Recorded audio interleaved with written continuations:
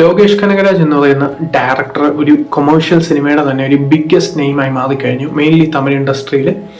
So അദ്ദേഹത്തിന് ഓരോ സിനിമകൾ വരുമ്പോഴും വളരെ വലിയൊരു ഹൈപ്പാണ് കയറുന്നത്. അതിന്റെ കൂടെ രജനീകാന്തിന്റെ കൂടെയാണ് സിനിമ എന്ന് പറയുമ്പോൾ ഈ ഒരു സിനിമയ്ക്ക് വളരെ ഹൈപ്പ് ചെയ്ത് ഒരു 1000 crores അച്ചീവ് ചെയ്യുന്നു. ആ ഒരു രീതിയിലാണ് പ്രൊമോഷനൊക്കെ നടന്നത്.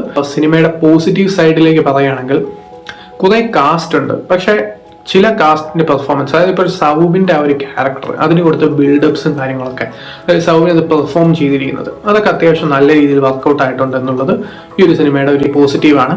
പിന്നെ പറയുകയാണെങ്കിൽ രജനീകാന്തിന്റെ സ്ക്രീൻ പ്രസൻസ്, സെക്കൻഡ് ഹാഫിലെ കുറച്ച് മൊമെന്റ്സ്, ഫസ്റ്റ് ഹാഫിലും വരുന്ന ആ ഒരു ഇന്റർവെല്ലിന് മുമ്പെയുള്ള കുറേ മൊമെന്റ്സ്, അങ്ങനെയുള്ള സംഭവങ്ങളൊക്കെയാണ് ഈ ഒരു സിനിമയുടെ പോസിറ്റീവ് എന്ന് പറയുന്നത്. നെഗറ്റീവ് സൈഡിലേക്ക് വരികയാണെങ്കിൽ നേരത്തെ പറഞ്ഞ പോലെ തന്നെ സ്റ്റോറി ലൈൻ, അതുപോലെ ആക്ടിങ്സ് പലയിടങ്ങളിലെ ചിലപ്പോൾ ലോകേഷ് തന്നെ എഴുതിയതാണ് ഈ ഒരു സീക്വൻസ് എന്നൊക്കെ സംശയം തോന്നും. നമ്മൾ അദ്ദേഹത്തിന്റെ കയ്യിൽ നോക്കുകയാണെങ്കിൽ തന്നെ മാനഗരം, കൈരി, അത് രണ്ടും ഗംഭീര വർക്ക്സ് ആയിരുന്നു. അത് കഴിഞ്ഞ് ഒരു നല്ല പടം വന്നത് വിക്രമാണ്. ബാക്കി അദ്ദേഹം ചെയ്ത സിനിമകളൊക്കെ തന്നെ അത്യാവശ്യം വർക്കൗട്ട് ആവാത്ത മൂവീസാണ്. അതിലേറ്റവും വീക്കായിട്ട് തോന്നിയത് ലിയോ ആണ്.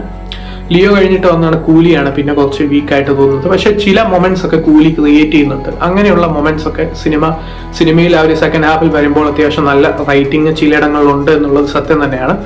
സോ അങ്ങനെ പോകുന്ന ഒരു സിനിമയാണ് ഈ കൂലി എന്ന് പറയുന്ന ഈ സിനിമ.